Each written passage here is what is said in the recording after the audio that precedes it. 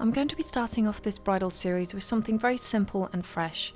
As most of you know, I'm a big fan of very light foundation, so today what I'm going to be doing is mixing my foundation with my favourite moisturiser. This is going to make it a lot lighter, and then also it means it's much easier for me to layer. So I will look a little bit oily at first, but then after I've applied the first layer, I'm going to apply a second layer with foundation mainly in the areas that I need it. For me that's my cheeks, since I have quite a lot of redness there. I'm going to blend it out, and then later on we'll be applying powder to get rid of the shine, but for the moment I'm going to leave it like that, just so that it feels very light and it looks very light as well.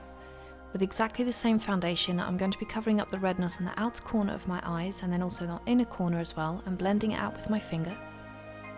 I still want the skin to look fresh and not completely matte, so what I'm going to be doing is applying powder mainly on the chin, the bridge of the nose, the cheeks and the centre of the forehead. Everything else I'm going to leave on its own, just because those areas tend to be more dry for me and I want to focus mainly on the areas where I tend to get a little bit oilier faster.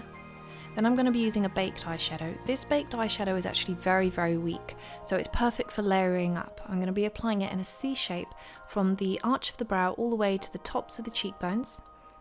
And then I'm also going to be going ahead later on and applying it on the eyebrow, but before I do that I'm going to be applying a little bit of lip balm, a little bit of highlighter just on the cupid's bow, and then we're going to move on to brows. First thing I'm going to do is brush through them. Then I'm going to be using an off black eyeshadow with the same colour that I normally use from MUA, and then with one of the thicker brushes that I have, I'm just going to brush through it. Sometimes I like using a smaller brush, but I also really like using a thicker brush because the edges tend to be a little bit more blended and you're not as likely to get a harsh line, which isn't a look that I'm personally fond of on myself. For the eyelids I'm going to be applying primer, blending it out, and then once it's blended I'm going to be going back to that same baked eyeshadow, and I'm going to be applying this primarily on the centre of the lid.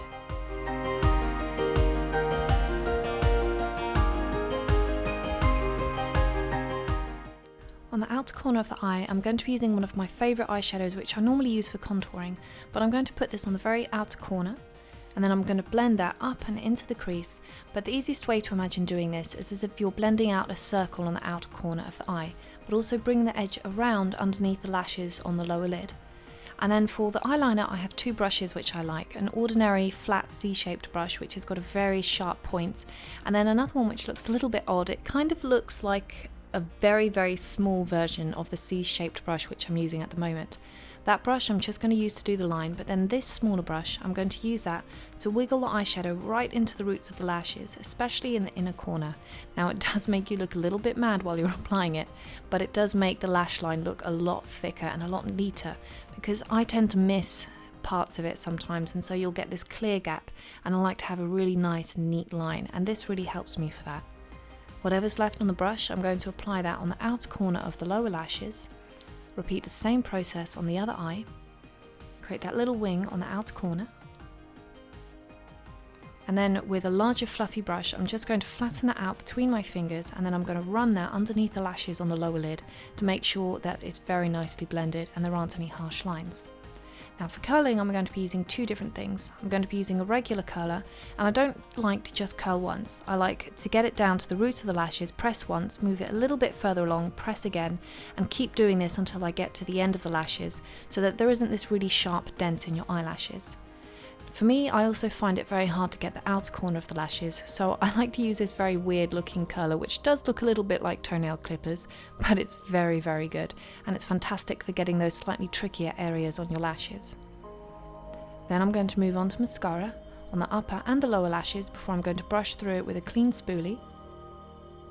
As for the false lashes, I'm not a massive fan of using strip lashes for bridal makeup. If it's something that you wear all the time, then absolutely go for it, but I think a lot of people on their wedding day tend to get quite emotional, so I prefer individuals.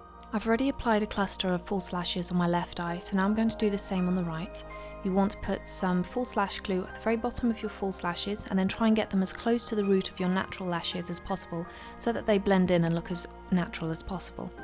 Then I'm going to use a shimmery mint colour on the inner corner of the eye, on the lower lid mainly, a little bit of blusher, and then we're going to move on to the lips.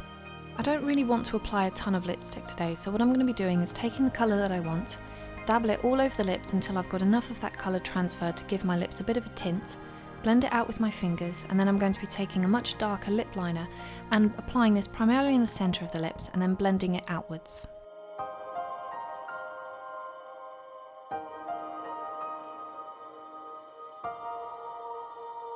And that's it. You're done.